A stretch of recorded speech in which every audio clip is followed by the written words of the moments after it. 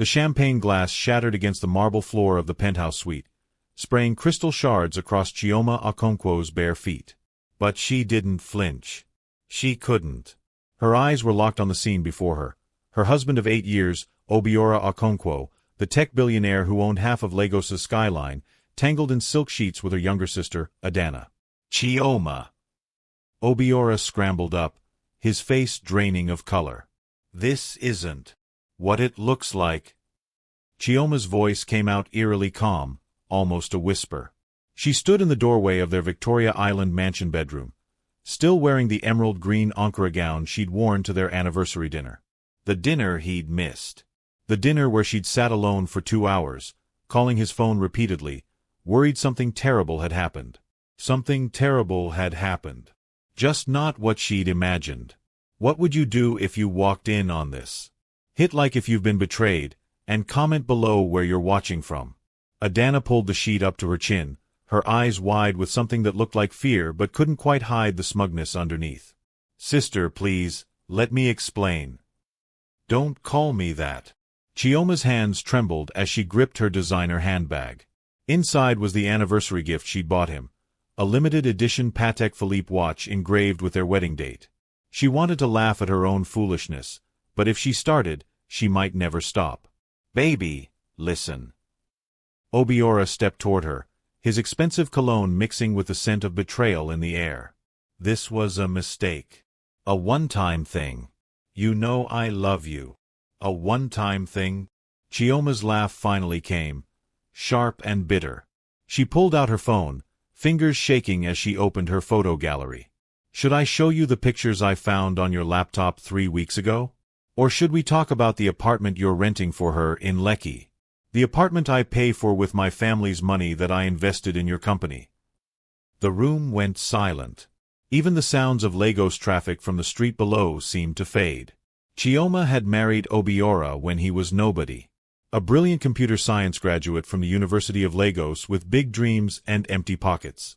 Her father, Chief Nnamdi Adil, one of Nigeria's oil magnates, had opposed the marriage. He's after your inheritance, her father had warned. But Chioma had been in love. She'd used her trust fund to help Obiora start his tech company, Obi Tech Solutions. She'd stood by him through every failed pitch, every rejected investor meeting, every night he came home defeated. And now, 5 years after Obi Tech went public and made him a billionaire, this was her reward. You've been following me? Obiora's shock quickly morphed into anger. Going through my things? That's a violation of my privacy, Chioma. Your privacy? Chioma's voice rose for the first time. I'm your wife. The woman who gave up her PhD program to support your dreams. The woman who convinced her father to invest 10 million naira when no one else would touch your company. Adana slipped out of bed, wrapping herself in Obiora's shirt, a shirt Chioma had bought him from a boutique on Bond Street during their last trip to London. Chi, you were always too busy with your charity work to pay attention to him. He needed someone who actually saw him. The words hit like a physical blow.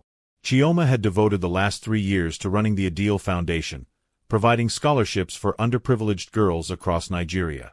It was her passion, her purpose. And Obiora had encouraged it. Or so she'd thought. How long?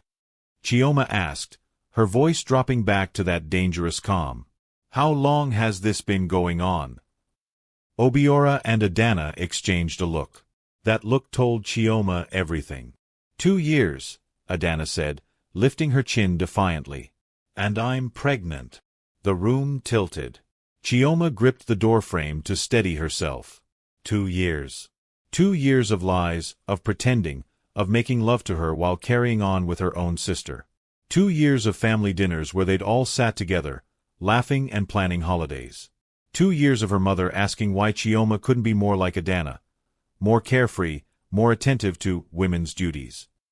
Get out, Chioma whispered. This is my house, Obiora said, his voice hardening. Maybe you should leave. Something inside Chioma snapped. But instead of breaking, it crystallized into something sharp and cold. She looked at her husband, really looked at him, and saw him clearly for the first time. The way his eyes calculated her reaction.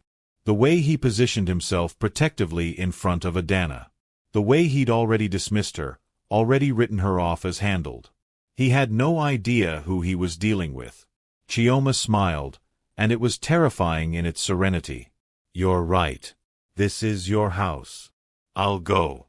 She turned and walked down the marble hallway, her heels clicking with each deliberate step. Behind her, she heard Obiora murmur something to Adana, heard her sister's relieved giggle. They thought it was over. They thought she would cry, maybe call her parents, maybe even forgive him eventually like so many wronged wives did.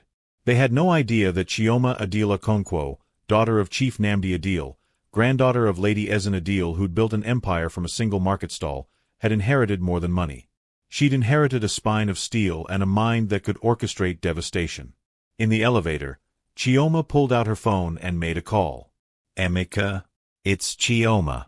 I need to meet with you tomorrow. Early. And I need you to be prepared for something unprecedented." Emeka Okafor, her family's lawyer and a ruthless corporate attorney who'd never lost a case, paused. "Chioma, what's going on?" "I'm going to disappear," she said calmly, stepping out into the Lagos night. "And when I come back, I'm going to destroy everyone who betrayed me." Don't forget to like, subscribe, and turn on notifications for more gripping stories like this. What do you think happens next? Comment below. The morning sun filtered through the floor-to-ceiling windows of Emeka Okafor's law office in Ikoyi, casting long shadows across the mahogany conference table. Chioma sat with perfect posture, her expression unreadable behind oversized Gucci sunglasses that hid eyes swollen from a night without sleep. "You want to do what?"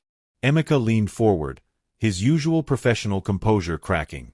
He'd known Chioma since they were children, their families moving in the same elite circles of Lagos society. He'd never seen her like this. "I want to fake my death."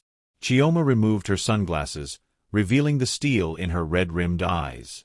"Not permanently. Just long enough to see what Obiora and Adana do when they think I'm gone. Long enough to gather evidence of everything they've done." Emeka stood, pacing to the window overlooking Victoria Island's gleaming skyscrapers. At 42, he was one of Nigeria's most sought-after lawyers, known for his ruthless efficiency in corporate warfare. But this? Chioma, that's fraud. It's illegal. You could face serious charges. "So is embezzlement," Chioma replied, sliding a flash drive across the table. "Which is what you'll find on there. Financial records showing how Obiora has been systematically moving company assets into offshore accounts. Assets that should partially belong to me since my initial investment gave me 30% equity in Obi Tech." Emeka picked up the flash drive, his lawyer's brain already calculating. "How did you get these?"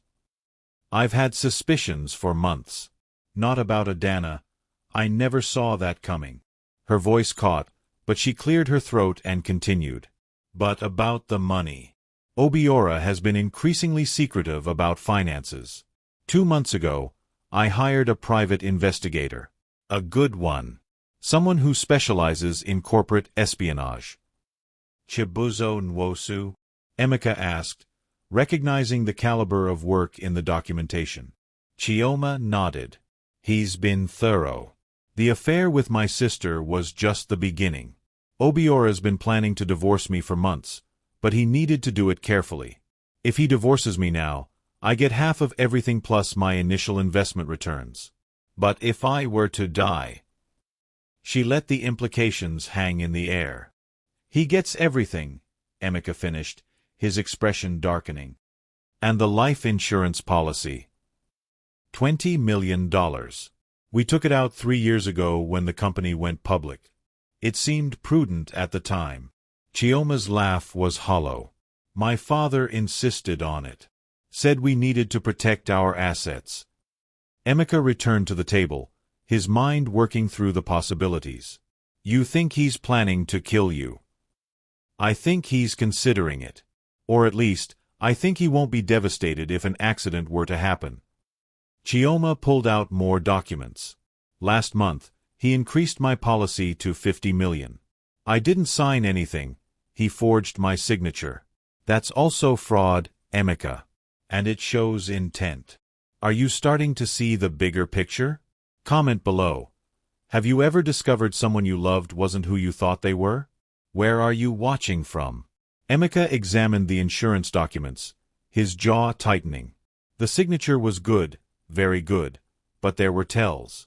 The pressure of the pen strokes, the slight tremor in the O of Okonkwo. This is serious.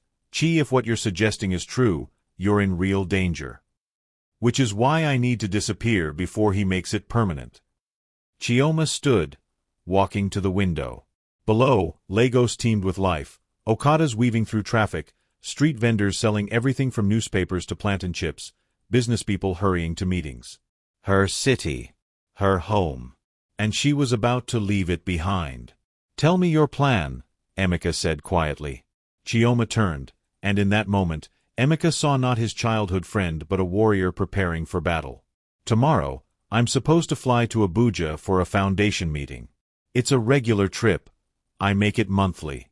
But this time, the plane will crash. Chioma. Not really, she interrupted. There's a small airstrip in Abeokuta where I've arranged for a private plane. A pilot named Yetund Adebayo, she's a friend from university, completely trustworthy. We'll file a flight plan from Lagos to Abuja. Midway, Yetund will report engine trouble and divert to a remote area. She'll send out a mayday call. The plane will go down in the Ogun Forest region, an area known for difficult terrain. They'll search for bodies, Emeka pointed out, which they won't find. The area is dense, with dangerous wildlife and difficult access. Search and rescue operations in that region typically take weeks, and recovery rates are low. Chioma had clearly thought through every detail. Meanwhile, I'll be in Ghana. I've already rented a property in Accra under a false name. Yetund will meet me there after a few days. From Ghana, I'll have full access to internet and communications, but I'll be completely off the grid as far as Nigeria is concerned. Emeka was quiet for a long moment, weighing the risks. And what exactly do you hope to achieve during this time? Everything. Chioma's eyes hardened. Obiora and Adana think they're so clever, but they've gotten sloppy. With me dead, they'll move quickly. They'll claim the insurance, merge my foundation's assets with the company, probably announce their relationship publicly after a respectful mourning period. And while they're celebrating, I'll be watching, recording, documenting every illegal move they make. You'll need help, Emeka said. Someone here in Lagos, someone who can monitor the situation, gather physical evidence. I have Chibuzo still on retainer. And Chioma hesitated. I need to ask you something that will compromise your professional ethics. More than helping you fake your death? Despite everything, Chioma smiled. I need you to be their lawyer. Emeka's eyebrows shot up. What? When they come to you, and they will, because you're the family lawyer, I need you to represent them. Guide them through the insurance claims, the asset transfers, everything. Get them to trust you completely. That's a massive conflict of interest, Chioma. I could be disbarred. Not if we're working together to expose fraud and attempted murder. Chioma met his eyes. Think about it, Emeka. You'll be in the perfect position to ensure they incriminate themselves. Every document they sign, every statement they make, it'll be admissible evidence when we reveal the truth. Emeka ran his hand over his face. It was brilliant and terrifying and possibly the most dangerous thing either of them had ever attempted. Your family. Your parents will be destroyed. Chioma's composure finally cracked, tears sliding down her cheeks. I know. Mama will never forgive me for the pain this causes. But I can't let Obiora win. And I can't let Adana get away with this betrayal. They need to face consequences. When do you leave? Emeka asked quietly. Tomorrow morning, 6 a.m. Then we have work to do. Emeka opened his laptop. First, we create an airtight paper trail. Document everything. Your discovery of the affair, your fears about Obiora's intentions, copies of all financial records. We'll put it in a sealed envelope with instructions that it only be opened if you don't return within 60 days. Who do we trust it with? Your father, Emika said. He may have opposed your marriage, but he loves you. And he has the power to act if something goes wrong. Chioma nodded, wiping her tears. There's one more thing. My daughter. Emika froze. I thought you and Obiora didn't have children. We don't. But Adana does. She's been raising Kayamika alone for the past 4 years, telling everyone the father abandoned them. Chioma's voice turned bitter. Except I saw the DNA test results on Obiora's computer. Kayamika is his daughter. He's been supporting them secretly for years. That's where some of the embezzled money was going. The pieces fell into place with sickening clarity. The affair hadn't started 2 years ago. It had been going on for at least 5 years, possibly longer. And there was a child, an innocent 4-year-old girl caught in the middle of this domestic betrayal. That changes everything, Emika said. Chioma, if Obiora has a child with Adana, his motivations are even more dangerous. He might be planning to legitimize that family. By erasing his current one, Chioma finished. That's exactly what I think. Which is why I have to do this. Not just for me, but for Kayamika. That little girl deserves better than parents who built their relationship on lies and betrayal. A knock on the door interrupted them. Emika's secretary, Ngozi, peeked in. I'm sorry to disturb, sir, but Mr. Okonkwo is here. He says it's urgent and involves Mrs. Okonkwo. Chioma and Emika exchanged sharp glances. Already, Chioma whispered. Send him to conference room B, Emika instructed. Tell him I'll be with him in 10 minutes. After Ngozi left, he turned to Chioma. You need to leave. Use the private elevator. Chioma gathered her documents with shaking hands. What could he possibly want? Nothing good. Emika walked her to the private elevator reserved for high-profile clients who needed discretion. Be careful, Chi, if he's here this fast after last night, he's already making moves. Find out what he wants, Chioma said, stepping into the elevator. And Emika, thank you for believing me. Don't thank me yet, Emika replied grimly. This is just the beginning. As the elevator doors closed, Chioma caught her reflection in the polished brass. She looked like a ghost of herself, pale, drawn, frightened. By tomorrow night, she would be a ghost for real. And then the real revenge would begin. If you're hooked on this story, hit that subscribe button. What do you think Obiora wants from the lawyer?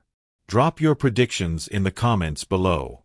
The private plane's engines hummed steadily as Chioma stared out at the clouds below. She'd barely slept, her mind replaying Emika's report from his meeting with Obiora. He wanted to know about divorce proceedings. Emika had told her via encrypted phone call late last night. Specifically, how to minimize his financial exposure. He's already consulting other lawyers too. I recognized the questions. Someone's been coaching him. Adana, Chioma had said bitterly. Her best friend Neka is a divorce attorney. There's more. He asked hypothetical questions about life insurance policies. How they're paid out. What happens if someone dies before divorce proceedings begin? Those words had chilled Chioma to her core and confirmed her worst fears. She wasn't being paranoid. Obiora was actively planning something. Now, at 30,000 feet, Yetund Adebayo's voice crackled through the headset. Chi, we're approaching the point. Are you absolutely sure about this? Chioma looked at her old friend. Yetund had been her roommate at the University of Lagos, a fearless woman who defied her family's expectations to become one of Nigeria's few female pilots. If anyone could pull off this deception, it was Yetund. I'm sure, Chioma said firmly. Let's do it. What would you do in Chioma's position? Would you run or fight? Comment below and let us know where you're watching from. Yetund nodded and began the sequence they'd rehearsed. First, a radio call to air traffic control reporting engine trouble.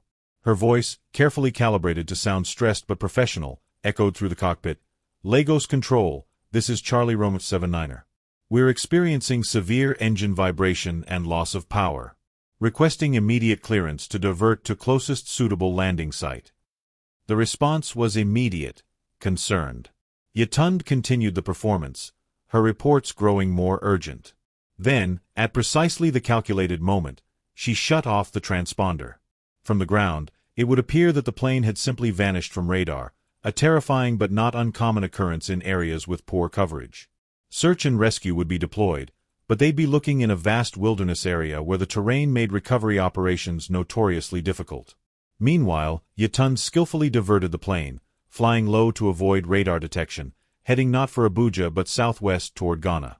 They'd land at a small private airstrip in Aflao, right on the Ghana-Togo border, where a contact of Yatund's would handle the discretion. 2 hours later, Chioma stood on Ghanaian soil, feeling like a woman who'd just crossed from one life into another. The humid coastal air of Accra felt different than Lagos, despite being less than 500 kilometers away. Everything was different now. The safe house Chioma had rented was a modest apartment in OSU, an upscale neighborhood where a Nigerian woman living quietly wouldn't attract attention. As she unpacked her few belongings, she'd had to leave almost everything behind to make the disappearance convincing. Her burner phone buzzed. It was a text from the encrypted number Emeka was using. News breaking now. Brace yourself. Chioma turned on the television, flipping to NTA News. Her hands shook as she saw her own photo flash across the screen, a picture from last year's charity gala, her smile radiant in a golden Diola Sago gown. Breaking news tonight. Prominent Lagos philanthropist Chioma Okonkwo is feared dead after her private plane disappeared from radar earlier today during a flight from Lagos to Abuja. The wife of tech billionaire Obiora Okonkwo was traveling alone when the aircraft encountered difficulties and went down in a remote forest region. The anchor's voice was appropriately somber. Search and rescue teams are currently en route to the suspected crash site, but officials warn that the difficult terrain and approaching nightfall may hamper recovery efforts. Mrs. Okonkwo, daughter of oil magnate Chief Nnamdi Adil, was well known for her charitable work through the Adil Foundation. Chioma had to sit down. Seeing her own death announced on television was surreal, even though she'd planned it. Somewhere in Lagos, her parents were receiving this news. Her mother would be hysterical. Her father would be mobilizing every resource to find her. And Obiora? What was Obiora doing right now? She didn't have to wonder long. Her phone buzzed again, this time with a link from Chibuzo, her private investigator. She clicked it and found herself watching what appeared to be security footage from her own home. The timestamp showed it was just 30 minutes ago. In the footage, Obiora walked into the living room where Adana was waiting. For a moment, they just looked at each other. Then Adana asked, "Is it true? Is she really gone?" Obiora's response made Chioma's blood run cold. He didn't look devastated. He didn't look shocked. He looked relieved. They haven't found the plane yet, but it went down in one of the worst areas possible.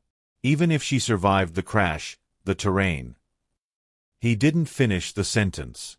Adana moved into his arms. "I'm sorry. I know this must be terrible for you." But she didn't sound sorry. Neither of them did. "We need to be careful," Obiora said. "Appearances matter. I'll need to seem appropriately devastated. You'll need to play the grieving sister." "How long do we wait before?" "Before what?" Obiora pulled back, looking at her. "Before we go public?" "At least 6 months. Maybe a year. We do this right, Ada. We don't give anyone reason to question anything." Chioma's hands clenched into fists. They were already planning their future together. Already calculating how long they needed to pretend to mourn. Over the next hours, she watched through Chibuzo's various surveillance feeds as her death rippled through Lagos. Her mother, Lady Adil, collapsed and had to be sedated. Her father, Chief Nnamdi, stood like a statue in his study, staring at her portrait. Her younger brother, Ikenna, raged and demanded to join the search teams personally. And then there was the most painful feed, Adana, in Chioma's childhood home, comforting their mother. Holding Lady Adil's hand. Playing the devastated sister to perfection. All while little Kayamaka, Obiora's secret daughter, played with toys in the corner, oblivious to the web of lies surrounding her. "I can't believe she's gone," Adana sobbed convincingly into their mother's shoulder. "My big sister. My best friend." Chioma had to turn it off. The betrayal was too fresh, too raw. She'd known Adana had become someone else over these past years, but watching her lie to their mother's face was unbearable. A new message from Emeka. "Your father is offering a 50 million naira reward for information. He's brought in international search teams. He's not going to stop looking." Chioma's fingers hovered over the keyboard. She wanted to reach out, to tell him she was alive, to end his suffering. But she couldn't. Not yet. If anyone knew she was alive, the whole plan would collapse. Another message. "Obiora just left. He came to discuss your will. Your father made you update it last year. Did you know Obiora is the primary beneficiary of your personal fortune? Not the foundation. Not your family. Him. The will." Chioma had forgotten about that. Her father had insisted she update it after Obi Tech went public, for tax purposes. But she'd never imagined. "How much?" she typed back. "Personal assets? About 75 million US. The foundation's endowment is separate, but there's a clause that if you die, the foundation's board can choose to dissolve it and distribute assets to designated charities. Want to guess who controls the board?" "Obiora," Chioma whispered to herself. "Him and Adana," Emeka confirmed. "They could liquidate everything you've built. Every scholarship program, every girls' school, every clinic, gone. And the money would revert to your estate, which Obiora inherits." It was worse than she'd thought. They weren't just planning to steal her husband and her dignity. They were planning to erase her entire legacy. Chioma stood and walked to the window, looking out over Accra's glittering lights. In the distance, she could see the ocean, could smell the salt air. She thought about all the girls whose lives had been changed by her foundation. Girls like Blessing, who'd gone from selling water on Lagos streets to studying medicine at university. Like Amara, who'd escaped a forced marriage and now ran her own tech startup. Like Zainab, Fatima, Chiamanda. Dozens of them, hundreds of them. She'd built something real. Something that mattered. And Obiora and Adana wanted to destroy it for money. Her phone rang, an unknown number. Chioma hesitated, then answered. "Hello, Mrs. Okonkwo." A male voice, unfamiliar. "This is Detective Colonel Adewale from the Nigerian Police Force, Criminal Investigation Division. I need to ask you some questions about your husband." Chioma's heart stopped. What? Please don't hang up. I know you're alive, Mrs. Okonkwo. And I know you're in danger. What? How does he know? Is Chioma's plan already falling apart, or is this detective someone who can help her? Don't forget to like and subscribe. Comment below. Do you trust the detective or not? Chioma's finger hovered over the end call button, her mind racing through possibilities. How could anyone know? She'd been so careful. Yatund wouldn't have betrayed her. Emeka couldn't have. Unless... "Mrs. Okonkwo, I can hear you breathing," Detective Adewale said calmly. "I'm not trying to expose you or arrest you. I'm trying to save your life. Please, just listen." "How did you find me?" Chioma's voice was barely a whisper. "I didn't. Not exactly. I don't know where you are, and I don't need to know. But I do know your plane didn't crash. The transponder signal didn't match a typical engine failure pattern. Someone with my training can tell the difference between a real emergency and a staged one." Chioma's mind whirled. "You're investigating the crash?" "No. I'm investigating your husband. Have been for the past 4 months." Detective Adewale paused.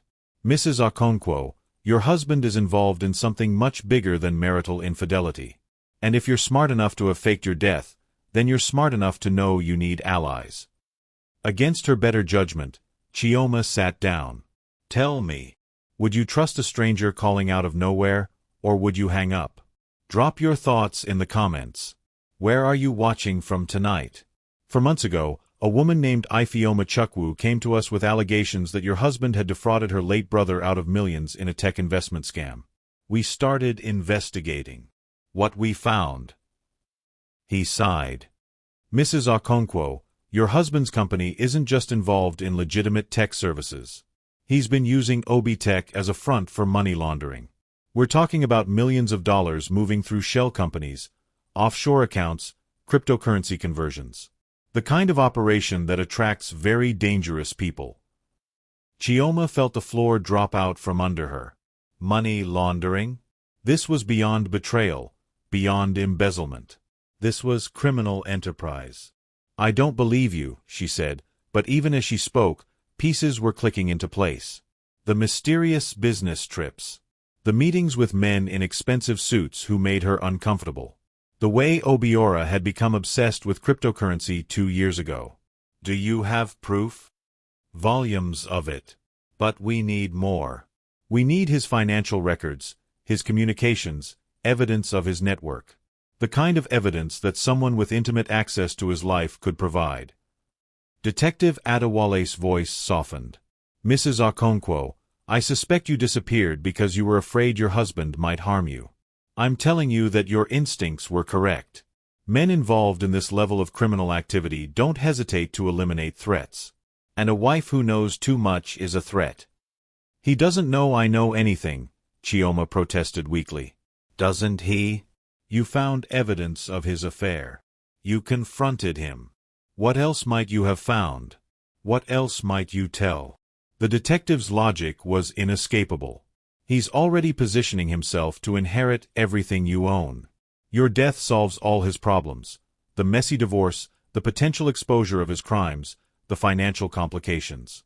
One plane crash, and he's free. Chioma felt sick. She'd thought the worst betrayal was the affair, but this was something else entirely. She'd loved a man who was not only unfaithful but dangerous.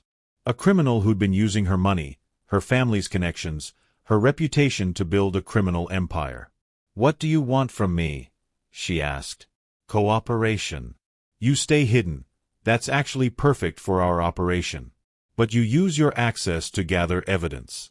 I'm guessing you have ways of monitoring your husband's activities. Chioma thought of Chibuzo, of the surveillance feeds, of Emeka's position. I might. Then we work together.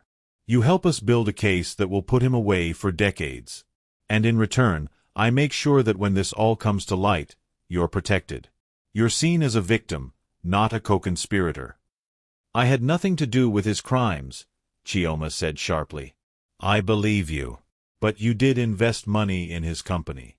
You did attend events with people who are now under investigation. You did sign papers, maybe without reading them carefully. That could be interpreted as knowing participation. Detective Adewale let that sink in.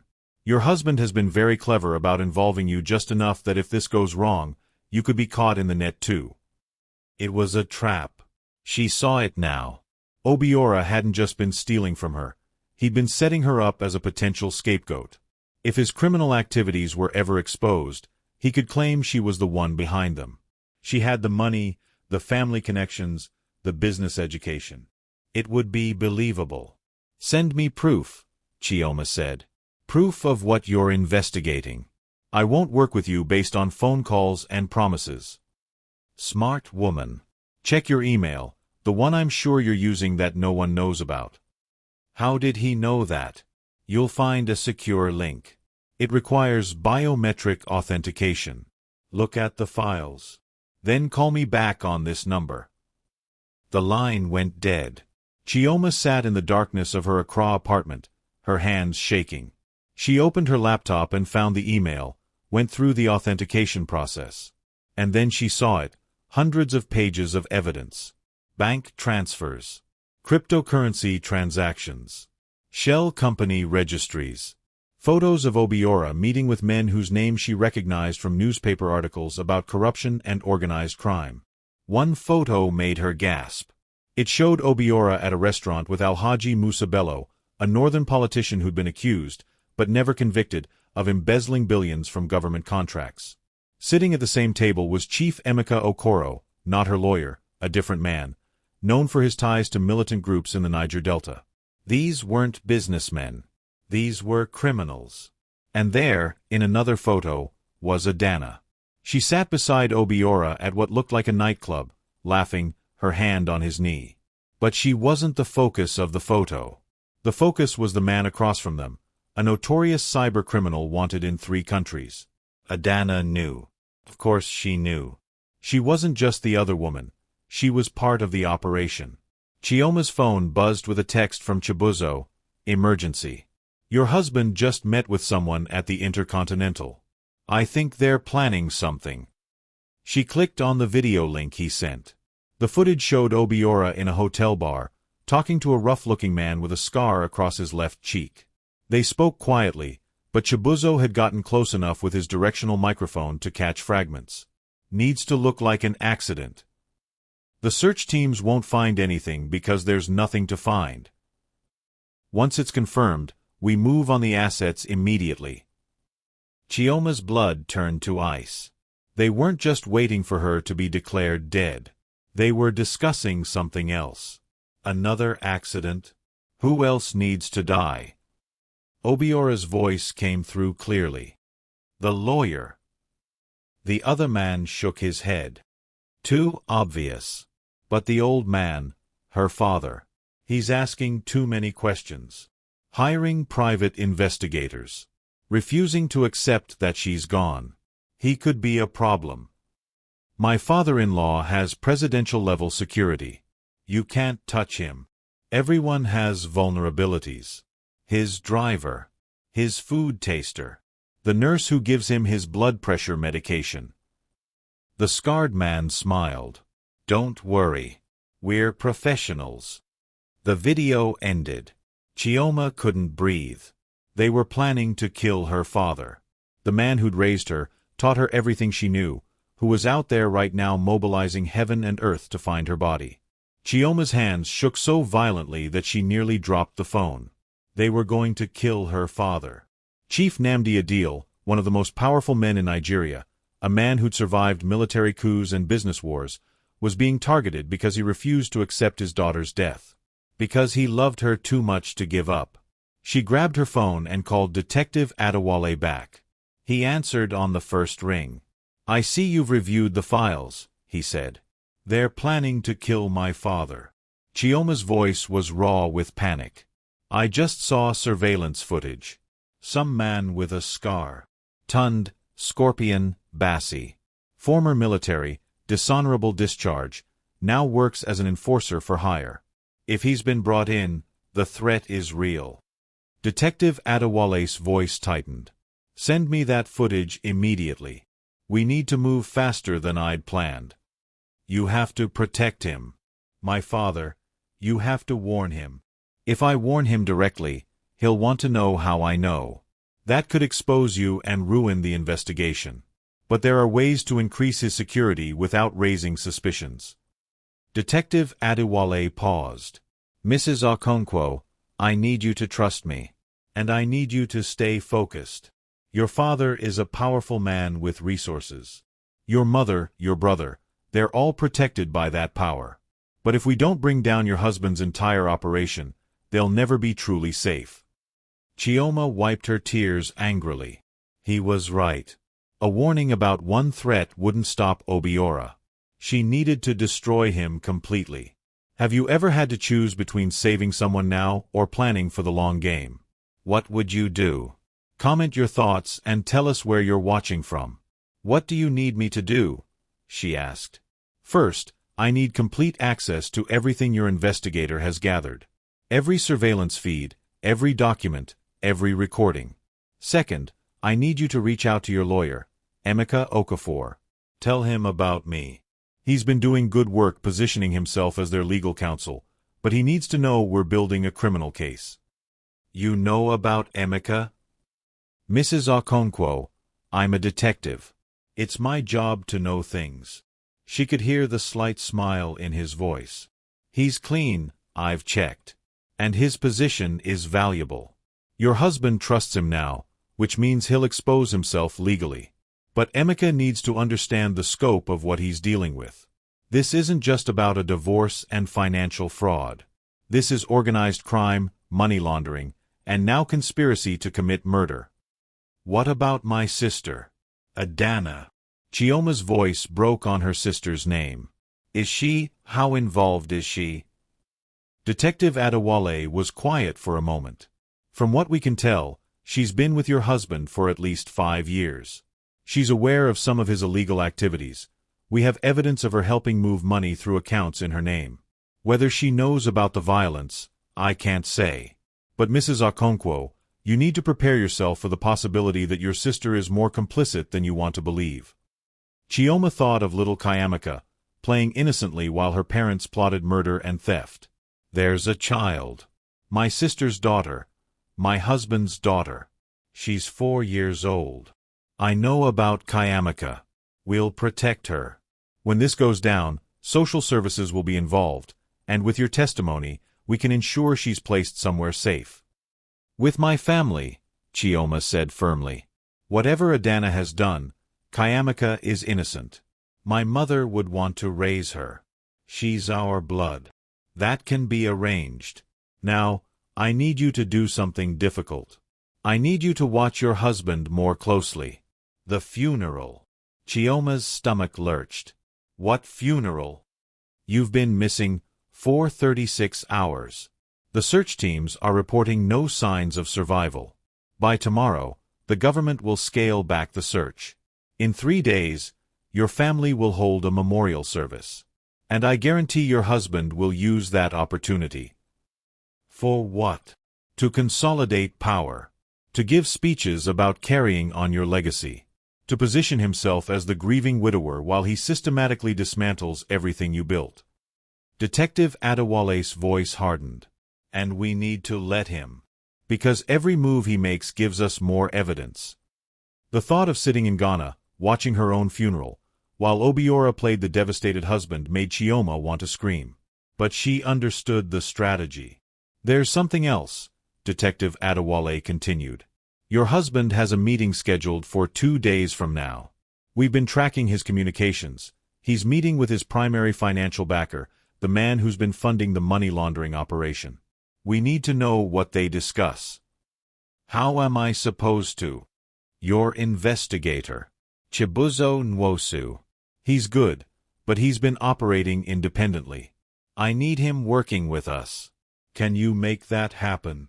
Chioma thought of Chibuzo, the quiet, methodical man who'd brought her evidence of Obiora's betrayal.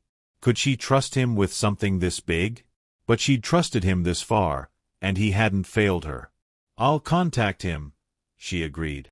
After the call ended, Chioma sat in the darkness, feeling the weight of everything pressing down on her. She'd thought her plan was bold: fake her death, expose her husband's infidelity and embezzlement, reclaim her life. But that plan seemed naive now. She wasn't dealing with a cheating husband and a greedy sister. She was dealing with organized criminals who wouldn't hesitate to kill. Her phone buzzed with a message from Emeka. Your mother wants to hold the memorial at the cathedral. Your father is resisting. He still believes you might be alive. Watching him is destroying me. Chioma typed back, I need to tell you something. Call me on video. Encrypted. 5 minutes later, Emeka's face appeared on her screen. He looked haggard, like he hadn't slept since she'd disappeared. Thank God. Are you safe? For now. Emeka, listen carefully. I've been contacted by a police detective. He's been investigating Obiora for months. As she explained everything Detective Adewale had told her, Emeka's expression shifted from shock to horror to a grim determination she recognized. It was the look he got in court when he knew he had the winning argument. This changes everything, he said. If this is true about the money laundering and the criminal connections, we're not just talking about divorce proceedings. We're talking about RICO-level prosecution, asset forfeiture, prison time. I know. But Emeka, they're planning to kill my father.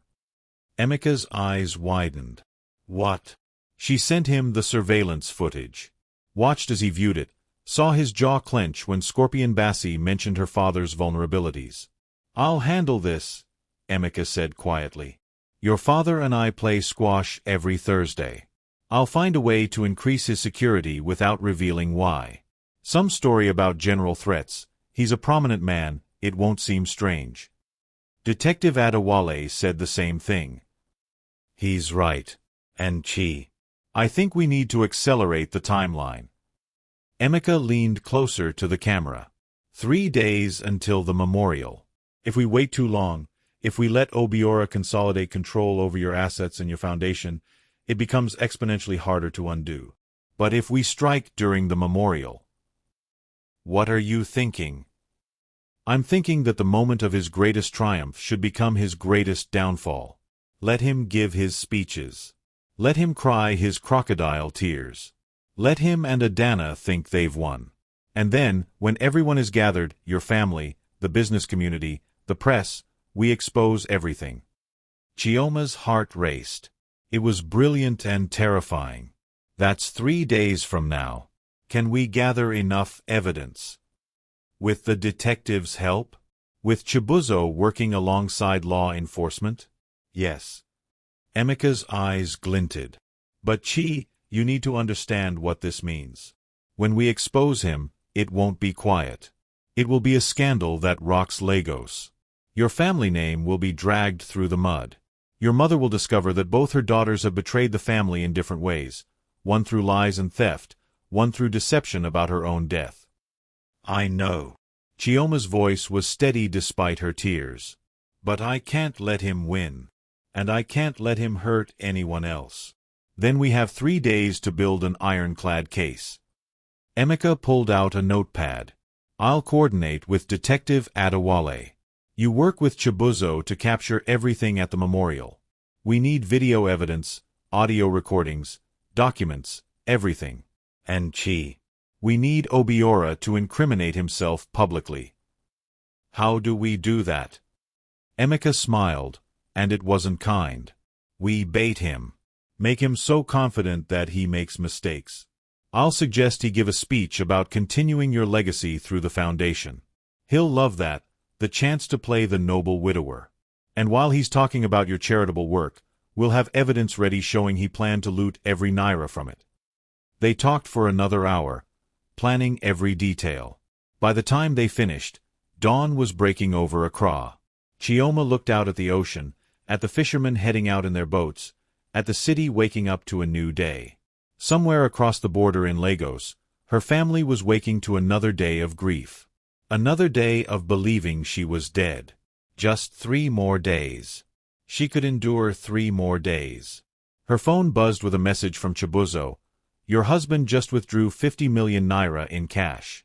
Want me to follow? Yes, Chioma typed back. And contact Detective Colonel Adewale. We're all working together now. Another message, this one from an unknown number with a Kenyan country code. Chioma? It's Ayana. I heard about the plane. I can't believe you're gone. I needed to tell you, 6 months ago, Obiora approached me about investing in a tech startup. I almost did it. Now I'm reading that there are investigations. Was he scamming people? Did you know? Ayana Odiambo, Chioma's best friend from her graduate school days in London, now a successful investment banker in Nairobi. How many others had Obiora targeted? How many people had he tried to scam using Chioma's reputation and connections? Chioma wanted to respond, to tell Ayana she was alive, but she couldn't. Not yet. Instead, she forwarded the message to Detective Adewale with a note, more potential victims. How deep does this go? His response came quickly. Deeper than you can imagine. We've identified at least 30 potential fraud victims across West Africa. Your husband has been very busy. 30 victims. 30 people whose lives Obiora had tried to ruin while playing the role of loving husband at home. The man she'd married, or thought she'd married, had never existed. He'd been a performance from the beginning. Can you imagine discovering the person you loved was a complete lie? Drop a heart emoji if you're feeling this betrayal. And don't forget to subscribe for the shocking conclusion. Her computer dinged with a new email from Chibuzo. The subject line read, "You need to see this now." Chioma clicked it open and found a video file. The timestamp showed it was from an hour ago. The location: her childhood home in Ikoyi. In the video, Adana sat with their mother in the garden. Lady Ezen Adil looked frail, broken by grief. Adana held her hand, speaking softly.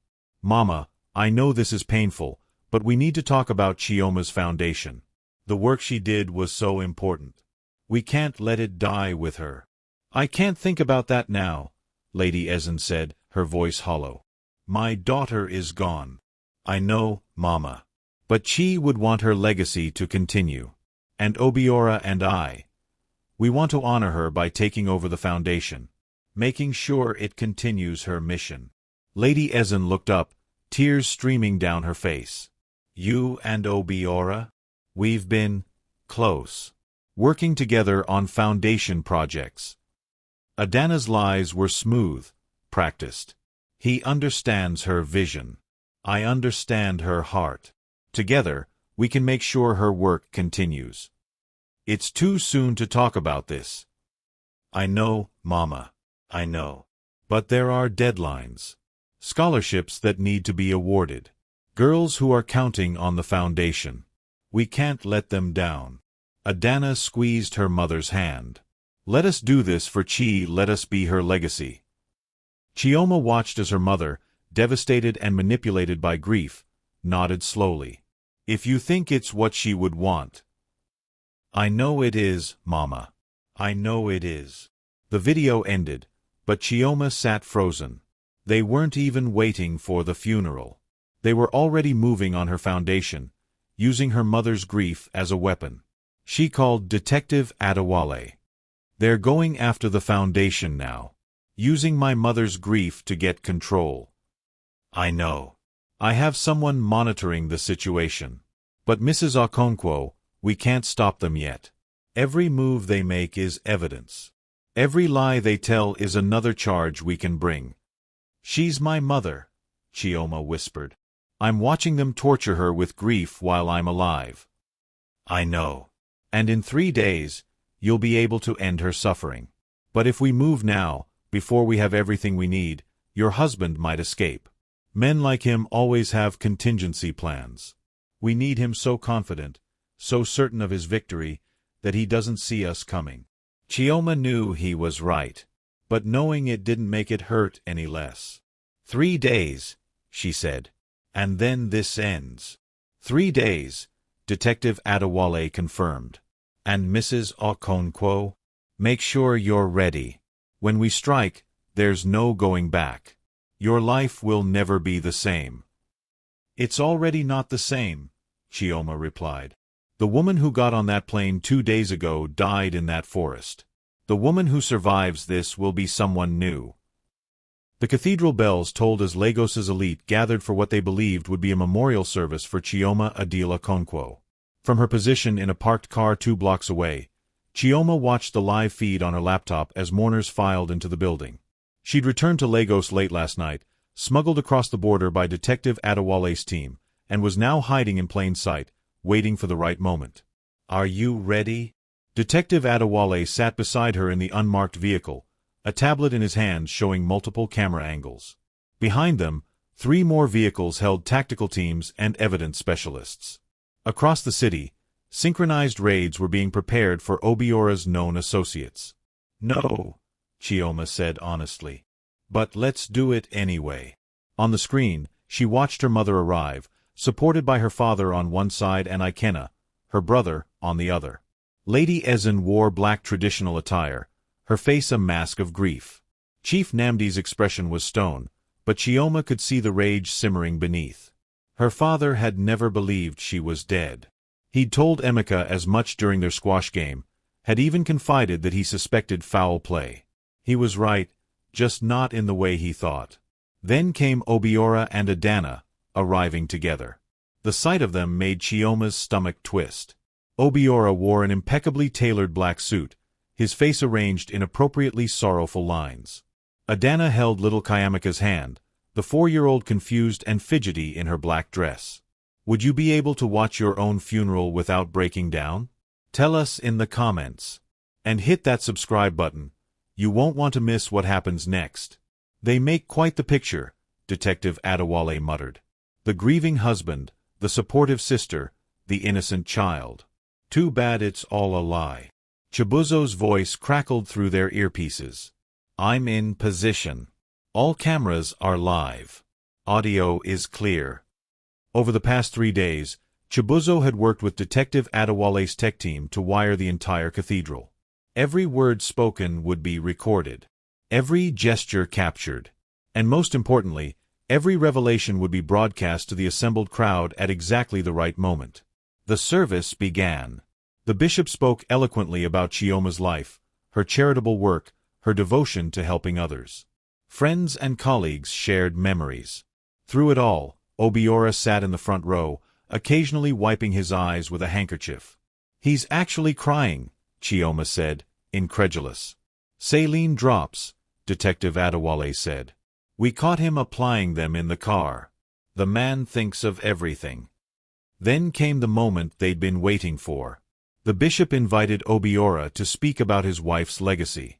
Obiora stood, walked to the podium with the bearing of a man carrying the weight of grief.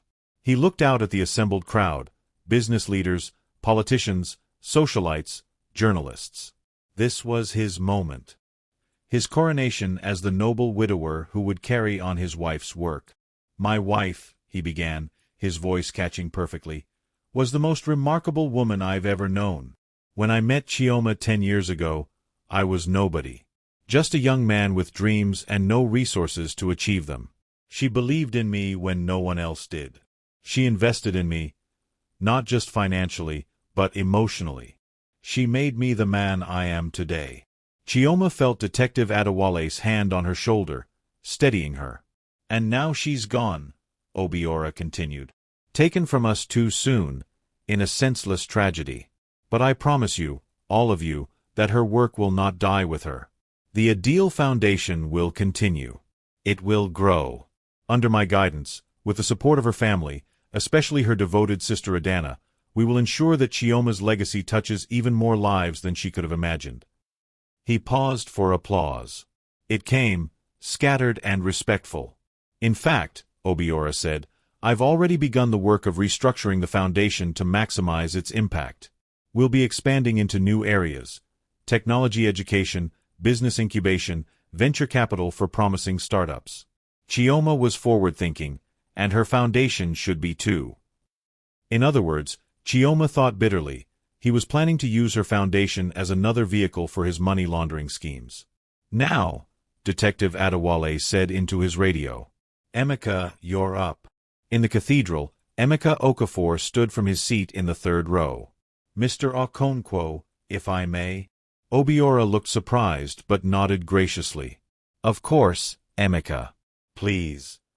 Emeka walked to the podium, and Chioma saw the slight tension in Obiora's shoulders. Good. Let him wonder. I was Mrs. Okonkwo's family lawyer, Emeka began, and a close friend. In fact, 3 days before her disappearance, she came to see me. She wanted to discuss some concerns she had. The atmosphere in the cathedral shifted.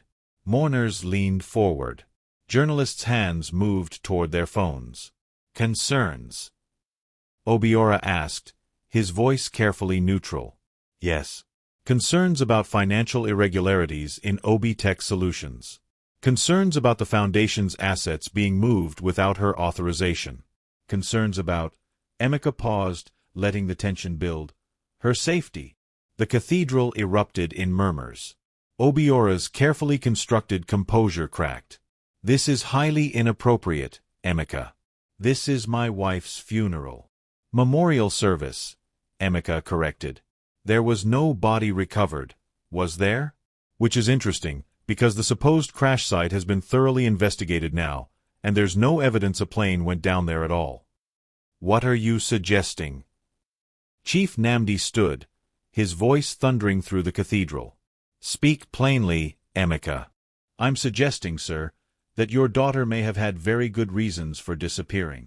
And I'm suggesting that we all deserve to know the truth about the man we're allowing to take control of her legacy. Obiora's face flushed with anger. You have no right. Actually, I have every right.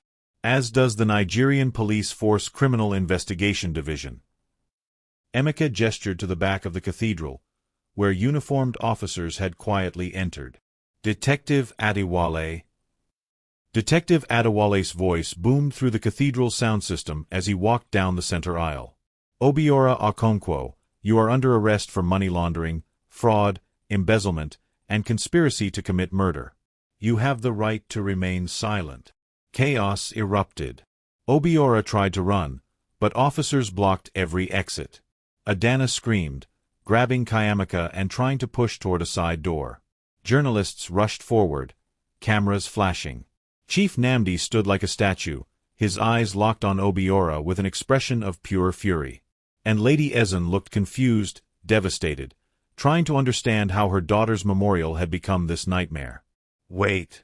Obiora shouted as officers approached him. You can't do this. You have no evidence. Actually, Detective Adewale said, we have volumes of evidence, including testimony from someone you thought was dead. The cathedral doors opened, and Chioma walked in. The silence was absolute. 200 people stared at her as if seeing a ghost. Her mother's gasp echoed through the cathedral. Her father's face transformed from rage to shock to something like joy. Ikena's mouth fell open. But Chioma's eyes were locked on Obiora. She watched as his face cycled through emotions: shock, fear, calculation, and finally, rage. Beside him, Adana had gone pale, still clutching Kayamaka, who was crying from all the commotion. Hello, Obiora, Chioma said, her voice carrying through the cathedral. Surprised to see me? You? Obiora couldn't seem to form words. How? How am I alive? That's what you're wondering. Chioma walked down the aisle, and mourners parted like the Red Sea. Or are you wondering how I know everything? About the money laundering. About the embezzlement. About your plans to kill my father. About the 30 people across West Africa you've defrauded. About the criminal network you built using my money and my family's reputation. With each accusation, Obiora's face darkened. You're insane. This is grief talking. The crash must have. There was no crash, and we both know it. Chioma stopped a few feet from him. I faked my death because I discovered you were having an affair with my sister. But what I found while I was dead was so much worse than infidelity. You're not just a cheater, Obiora. You're a criminal. And you were planning to kill me for real. That's a lie. Obiora lunged toward her, but officers grabbed him. She's lying. She's the one who helped me set up the offshore accounts. She's the one who introduced me to the investors. This is all her trying to frame me.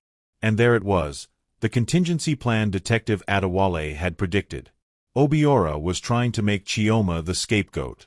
But they were ready. Actually, Emeka said, stepping forward with a thick folder, we have evidence proving otherwise. Emails, recorded conversations, financial documents, all showing that Mrs. Okonkwo had no knowledge of your criminal activities. In fact, we have a recording from just 3 days ago where you explicitly discussed how to frame your wife for your crimes if things went wrong. He pressed play on a tablet, and Obiora's voice filled the cathedral. If the police ever investigate, we pin it on Chioma. She's the one with the family money, the high-profile connections. Everyone will believe she was the mastermind. Adana's voice responded, and you're just the poor boy from Surulere who got manipulated by the rich girl? They'll buy that. They'll have to. It's her name on half the accounts. The recording continued, laying out their entire plan to use Chioma as a scapegoat. As it played, Chioma watched her mother's face. Lady Ezen was looking at Adana with an expression of absolute betrayal, tears streaming down her face. Adana. Lady Ezen's voice broke. You knew. You were part of this. Adana seemed to collapse in on herself, still holding Kayamaka. Mama, I can explain. Explain what? That you've been sleeping with your sister's husband? That you have his child? That you helped him steal from us, from her, from everyone. Lady Ezen's grief was transforming into rage. You are not my daughter. Not anymore. Mama, please. Adana was crying now, real tears unlike Obiora's fake ones. I love him. We love each other. Chi was always Papa's favorite, always the perfect one. I deserved something for myself. Have you ever been betrayed by family?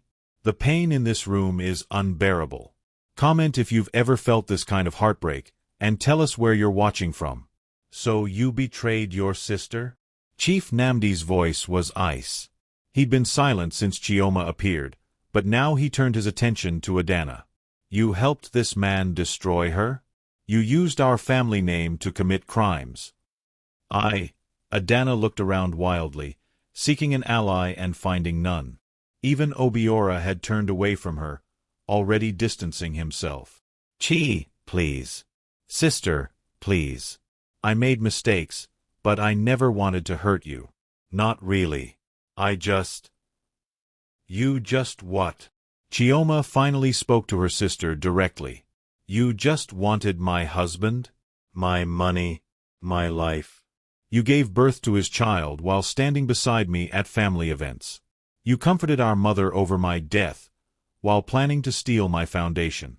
Tell me, Adana, at what point did I stop being your sister and become just an obstacle to remove? Adana had no answer. She just stood there, crying, while Kayamika clung to her legs in confusion. Chioma knelt down, looking at her niece, her husband's daughter. Kayamika, sweetie, do you remember Auntie Chi? The little girl nodded hesitantly. I'm going to make sure you're taken care of, okay? No matter what happens with your mama and papa, you're going to be loved and safe. I promise. Chioma looked up at her mother. Mama, will you? Yes, Lady Ezen said immediately, understanding. She's our blood. She's innocent in all this. I'll raise her. No. Adana screamed. You can't take my daughter. You should have thought about that, Detective Adewale said, before you helped commit multiple felonies. Adana Adil, you're also under arrest as an accessory to fraud and money laundering. As officers moved to arrest both Obiora and Adana, the scene descended into chaos again. Journalists were recording everything. Guests were calling friends, spreading the news. This would be the scandal of the decade in Lagos. But Chioma barely noticed any of it. She was focused on her father, who had been standing perfectly still, watching her. Now, finally, he moved. He crossed the distance between them in 3 long strides and pulled her into his arms. I knew, he whispered into her hair. I knew you weren't dead. My daughter is too smart, too strong to go down in a plane crash. Papa, Chioma sobbed into his chest, finally allowing herself to break. I'm sorry. I'm so sorry for the pain I caused. You did what you had to do. Chief Namdi pulled back, cupping her face in his hands. You exposed evil. You protected yourself. You are exactly the daughter I raised you to be. Lady Ezen joined them, and for a long moment, the 3 of them just held each other while around them. Chioma's carefully planned revenge reached its conclusion. Officers escorted Obiora and Adana out of the cathedral in handcuffs. Chibuzo approached with his equipment, ready to hand everything over to Detective Adewale's evidence team. Emeka coordinated with federal prosecutors who'd arrived to begin the formal charges. And Chioma stood with her parents, watching her old life burn down so something new could rise from the ashes. The truth is finally out. But is this really the end? Don't forget to like, subscribe, and turn on notifications. What do you think should happen to Obiora and Adana? Drop your thoughts in the comments below. 6 months later, Chioma sat in the Lagos High Court, watching as the judge delivered the final verdict. The courtroom was packed with journalists, legal observers, and members of Lagos society who'd followed the trial obsessively. What had started as a story of domestic betrayal had become the biggest financial crime case in Nigerian history. On the charge of money laundering, we find the defendant, Obiora Okonkwo, guilty. Each pronouncement felt like vindication. Guilty of fraud. Guilty of embezzlement. Guilty of conspiracy to commit murder, this charge based on the recorded conversation about eliminating Chief Namdi, though the actual attempt had been prevented. The evidence Detective Adewale and his team had gathered, combined with Chioma's testimony and the surveillance footage, had been overwhelming. Obiora sat at the defendant's table, a shadow of the confident billionaire he'd once been. His expensive suits had been seized as proceeds of crime. His company had been dismantled, assets frozen and distributed to victims. His face, once on magazine covers celebrating tech innovation, was now synonymous with fraud. The judge continued, "You are hereby sentenced to 25 years imprisonment with no possibility of parole for the first 15 years. Additionally, you are ordered to pay restitution to all identified victims, and all assets acquired through criminal means are forfeit to the state." Obiora showed no emotion. He'd been like that throughout the trial, coldly calculating to the end. He'd tried every legal maneuver, every delay tactic, every attempt to shift blame. But the evidence had been incontrovertible. In the row behind him sat Adana, awaiting her own sentencing. Her trial had been separate but ran concurrently. For her role as an accessory, the prosecution had recommended a lighter sentence, 8 years, with possibility of parole after 4, contingent on her continued cooperation with ongoing investigations into Obiora's network. Adana had cooperated. She'd testified against Obiora, had provided evidence of other crimes, had helped authorities recover hidden assets. Chioma suspected it was less about remorse and more about self-preservation, but the results were the same. Additional criminals had been caught. More victims had been compensated. Still, watching her sister stand to receive her sentence, Chioma felt a complex mix of emotions. This was the girl who'd shared her bedroom growing up, who'd borrowed her clothes and copied her hairstyles, who'd once been her closest friend. The betrayal still hurt, even after everything. "Adana Adil," the judge said, "you are sentenced to 6 years imprisonment, suspended to 4 years with possibility of parole after 2, on the condition that you continue to cooperate with authorities and complete a mandatory rehabilitation program." Adana nodded, tears streaming down her face. She glanced back at Chioma, and for a moment, their eyes met. Chioma saw regret there, genuine this time. But regret didn't undo the damage. It didn't erase the betrayal or the pain. Chioma looked away first. How would you handle seeing family punished for betraying you? Is forgiveness possible after something like this? Comment your thoughts below. After the sentencing, Chioma met with Detective Adewale in a small conference room. He'd been instrumental not just in bringing Obiora down, but in protecting Chioma throughout the process. Multiple death threats had been made as the trial progressed, from Obiora's associates, from people whose own crimes might be exposed. Detective Adewale had ensured Chioma's safety every step of the way. "How are you feeling?" he asked, pouring her a glass of water. "Honestly, I don't know." Chioma accepted the water gratefully. "Part of me feels vindicated. Justice was served. But another part of me just feels tired and sad. I lost 8 years of my life to a man who never loved me. My sister chose greed over family. 30 people were defrauded because I wasn't paying attention." "Stop." Detective Adewale's voice was firm but kind. "You were a victim too, Mrs. Okonkwo. You didn't enable Obiora's crimes. He was a master manipulator who used your goodness, your trust, your family's reputation against you. The people he hurt, that's on him, not you." Intellectually, Chioma knew he was right. But emotionally, the guilt remained. How had she not seen who Obiora really was? What did it say about her judgment that she'd loved and married a monster? "What will you do now?" Detective Adewale asked. "Rebuild." Chioma had given this considerable thought over the past months. "The foundation is secure now. We've restructured the board, implemented new oversight procedures, recovered most of the stolen funds. But I think I need to step back from running it day to day. I need time to figure out who I am outside of being Chief Adil's daughter or Obiora Okonkwo's wife." "That sounds healthy. I'm thinking of going back to school, finishing that PhD I abandoned." Chioma smiled slightly. "Can you imagine? At 38, starting over as a student." "I think it sounds perfect," Detective Adewale said. "And Mrs. Okonkwo, you should know, the case you helped us build? It's opened up investigations across West Africa. We've identified networks in Ghana, Kenya, South Africa, Côte d'Ivoire. Your courage in coming forward has protected countless potential victims." Chioma nodded, feeling a small measure of peace. At least some good had come from this nightmare. There was a knock on the door.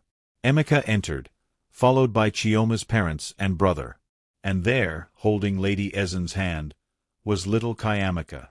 The 4-year-old had grown in the past 6 months, had adjusted remarkably well to living with her grandmother. "Auntie Chi." Kayamaka ran to her, and Chioma scooped her up, holding her tight. "Hello, sweetheart. Were you good for Grandma today?" "Yes. I drew you a picture." Kayamaka held up a crayon drawing of what appeared to be a house with several stick figures. "That's you, and that's me, and that's Grandma and Grandpa and Uncle Ikena. We're a family." Chioma's eyes filled with tears. "Yes, we are. We're definitely a family." Lady Ezen approached, her expression still carrying the weight of the past months but also something softer. "The sentencing?" 25 years for Obiora. 4 for Adana, with possibility of parole after 2. Her mother nodded slowly. She'd aged in the past 6 months, grief and betrayal etching new lines on her face. The revelation of Adana's involvement had nearly broken her. But she was a strong woman, a survivor. She would endure. "Mama," Chioma said softly, have you considered visiting her?" Lady Ezen stiffened. "I don't know if I can. Every time I think about what she did, how she lied to us, used our grief," she broke off, shaking her head. "I know. I'm not saying you should forgive her. I haven't forgiven her either. But she's still your daughter. And Kayamaka will want to see her mother eventually." Chioma looked down at the little girl in her arms, who was now distracted by a toy Ikena had given her. "We have to think about what's best for her." "You're more generous than I am," Lady Ezen said. "After everything she did to you. She destroyed herself, Mama. That's punishment enough." Chioma meant it. Watching Adana in court, broken and ashamed, had killed any remaining desire for revenge. Her sister would spend years in prison, would lose her reputation, would carry the weight of her choices for the rest of her life. That was consequence enough. Chief Namdi had been quiet throughout this exchange, but now he spoke. "Chioma, there's something we need to discuss. The foundation. What about it? You said you want to step back from running it day to day. We support that. But the foundation needs strong leadership, someone who understands your vision but can bring fresh perspective." He paused. "We've been interviewing candidates. There's a young woman, Blessing Okoro, who—" "Blessing?" Chioma interrupted, surprised. "The girl we gave our first scholarship to? The one who studied medicine?" "The same. She's completed her residency now, specializing in public health. She's been working with rural clinics, has experience in non-profit management, and she credits the foundation with changing her life. She wants to give back." Chioma felt warmth spread through her chest. This was what the foundation was supposed to do: transform lives, create opportunities, build a new generation of leaders. "I'd love to meet with her." "She's waiting outside," Ikena said with a grin. "We were hoping you'd say yes. This is what real legacy looks like. Comment if you believe in the power of second chances and education." "Where are you watching from today?" The meeting with Blessing was everything Chioma had hoped for. At 28, the young woman radiated confidence and compassion. She had plans for expanding the Foundation's health initiatives, for creating mentorship programs, for building partnerships with tech companies to provide digital literacy training. "Mrs. Okonkwo," Blessing said, "when I was 15, I was selling water on the streets of Mushin. I had no future, no hope. Your scholarship didn't just pay for school. It showed me that someone believed I was worth investing in. I want to do that for other girls. I want to show them they matter." Chioma hired her on the spot. Over the following weeks, Chioma began the process of truly rebuilding her life. She enrolled in a PhD program at the University of Lagos, focusing on development economics. She sold the Victoria Island mansion, She couldn't bear to live in the place where she discovered Obiora's betrayal, and bought a smaller, warmer house in Ikoyi near her parents. She started therapy, working through the trauma of the past years. She reconnected with old friends she'd neglected during her marriage. She discovered hobbies she'd forgotten she loved: painting, dancing, reading fiction instead of just business journals.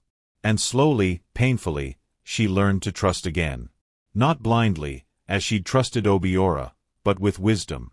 She learned to see red flags, to listen to her instincts, to value herself enough to walk away from anything that diminished her. 3 months after the trial ended, Chioma received a letter. It was from Adana, written from Kirikiri Maximum Security Prison where she was serving her sentence. Chioma almost threw it away unread. But curiosity won out. Dear Chi, I know you probably don't want to hear from me. I know I have no right to ask anything of you. But I need to say this, even if you never respond. I'm sorry. Those words are inadequate for what I've done, but they're all I have. I was jealous of you for so long. Jealous of Papa's pride in you, of your education, of your confidence. When Obiora paid attention to me, it felt like finally, someone was choosing me over you. But it was all a lie. He never loved me. He was using me to get closer to you, to your family's money and connections. By the time I realized that, I was already pregnant with Kayamika. And then I was trapped in his web of lies, too deep to get out without destroying myself. I'm not asking for forgiveness. I don't deserve it. But I'm asking you to take care of my daughter. Mama tells me you visit her, that you read to her, that you're teaching her to be strong and kind. Thank you for that. Thank you for being the mother I can't be right now. I have 2 years before I'm eligible for parole. I'm using this time to get my life together. Therapy, education programs, anything to become someone Kayamika can be proud of. I don't know if I'll ever be that person, but I have to try. I hope someday you can find peace. You deserved so much better than what I gave you. Your sister, if you'll still call me that. Adana. Chioma read the letter 3 times. She felt, not forgiveness, exactly, but something close to it. Understanding, perhaps. Recognition that hurt people, that jealousy and insecurity had poisoned her sister's heart long before Obiora came along. She wouldn't respond to the letter. Not yet. Maybe not ever.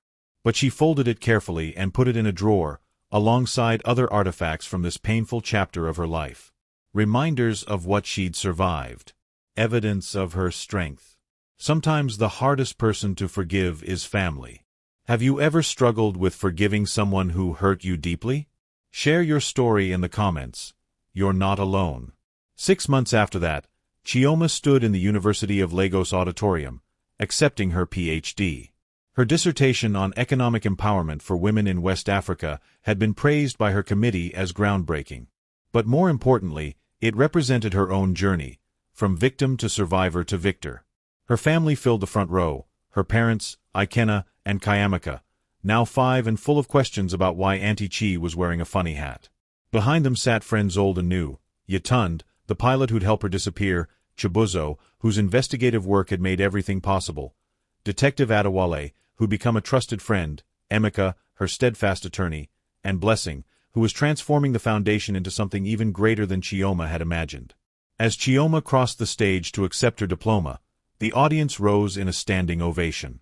But she wasn't thinking about academic achievement or public redemption. She was thinking about the girl she'd been 10 years ago. Naive, trusting, willing to sacrifice everything for love. That girl was gone. In her place stood a woman who'd faked her own death to expose betrayal, who'd brought down a criminal empire, who'd survived public scandal and private heartbreak. A woman who'd learned that sometimes you had to burn down your entire life to build something better from the ashes. Later that evening, at the celebration dinner her parents hosted, Chief Namdi stood to make a toast. "To my daughter," he said, his voice thick with emotion, "who has shown us all what true strength looks like. You faced betrayal with courage, injustice with determination, and loss with grace. You are the finest example of our family's legacy, not because you never fell, but because you rose." "To Chioma," everyone echoed, raising their glasses. Chioma stood, feeling the weight of their love and support. Thank you, Papa. Thank you all. This past year has been the hardest of my life. But it's also taught me the most important lesson, that I am not defined by who loves me or who betrays me. I am defined by who I choose to be in the face of those things. She looked around the table at the people who'd stood by her, family by blood and by choice. I chose to fight. I chose to survive. And I choose, every day, to build a life worth living. Not for a man, not for approval, but for myself. That's the power of choosing yourself. If this story inspired you, hit that like button and subscribe for more stories of resilience and revenge. What's your biggest takeaway from Chioma's journey? Comment below. As the dinner continued, filled with laughter and love, Chioma stepped out onto her parents' balcony for a moment of quiet. Lagos sprawled below her, millions of lights twinkling in the darkness. Somewhere out there, Obiora sat in a prison cell, his empire reduced to nothing. Somewhere out there, Adana was learning to live with the consequences of her choices. And here Chioma stood, alive, free, whole. Not undamaged, but stronger for the damage. Not unchanged, but better for the change. Her phone buzzed with a message from an unknown number. She almost ignored it, but something made her look. Mrs. Okonkwo, this is Detective Adewale. I wanted you to know, we just arrested the last member of Obiora's network. The operation is completely dismantled. You did this. You saved lives. I hope you're proud of what you've accomplished. Chioma smiled, typing back a simple, thank you. For everything. Another message came through, this one from Blessing. Chi, you need to see this. A girl in Bauchi just wrote to the foundation. She's using her scholarship to study computer science. She says she wants to build technology that helps women escape domestic violence. She says you're her hero. Tears pricked Chioma's eyes, but they were good tears. Happy tears. This was why she'd survived. Not for revenge, though revenge had been sweet. Not for justice, though justice had been necessary. But for this, for being proof that betrayal doesn't have to be the end of the story. For showing that women can be their own rescuers. The balcony door opened, and Kayamika toddled out, followed by Lady Ezen. Auntie Chi, Grandma says I can sleep at your house tonight. Can we read the princess story? Chioma picked up her niece, her daughter now, in all the ways that mattered. Of course, sweetheart. But tonight, how about we read a different kind of story? One about a woman who saved herself. Like you. Kayamika asked with the simple wisdom of children. Exactly like me. As the 3 generations of Adil women stood on that balcony, looking out over Lagos, Chioma felt something she hadn't felt in years. Peace. Not the absence of pain, but the presence of purpose. Not the end of struggle, but the beginning of healing. She'd faked her death to expose betrayal. She'd survived, she'd fought, and she'd won. But more importantly, she discovered that the most powerful revenge wasn't destroying your enemies. It was becoming so whole, so healed, so successful that their betrayal became just a chapter in your story, not the whole book. And Chioma Adila Konkwo's story was far from over. It was just beginning. Thank you for watching this incredible journey of betrayal, survival, and ultimate triumph. If Chioma's story touched your heart, please like this video, subscribe to our channel for more powerful stories, and hit that notification bell so you never miss an upload. What was your favorite moment in this story? What would you have done differently? Drop your comments below. We love hearing from you. Share this video with someone who needs to hear a story of strength and resilience today. Remember, you are stronger than any betrayal, and your story doesn't end with someone else's choices. Until next time, stay strong, stay blessed, and keep fighting for the life you deserve. Comment where you're watching from and tell us what story you'd like to hear next.